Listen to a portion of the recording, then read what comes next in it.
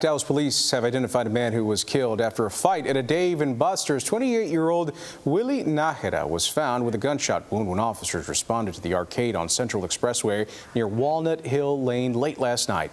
Paramedics tended to Nájera, but he died at the scene. Investigators are now using surveillance video, hoping to identify a suspect. DPD is asking for anyone with information to reach out. North Texas murder suspect described as a threat to the safety of the community is back in police custody. James Williams Moore is accused of playing a role in the killing of a Dallas restaurant owner 3 years ago. Court documents show that up until last week, he was being held on a $500,000 bond, but it was mysteriously dropped to $1,000. Police say within hours of his release, Moore broke out of his ankle monitor.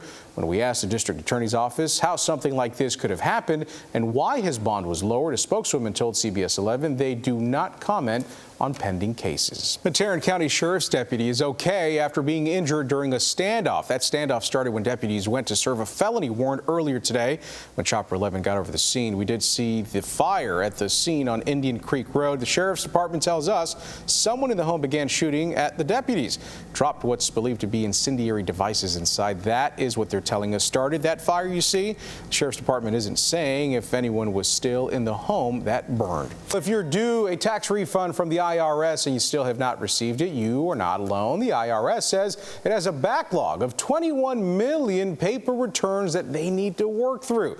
The agency is expected to work on those returns into next year. If you don't get your refund by July 1st, you are owed the entirety of the return plus 5% interest. The head of the IRS has proposed a number of changes to speed up the process for next year's returns.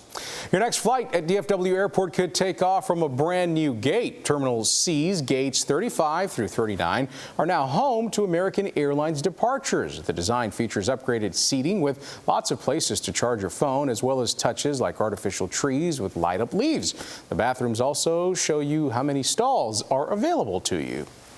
I saw it move. I thought it was just telling you how many there was, and it was like went down to 5 and then went back up.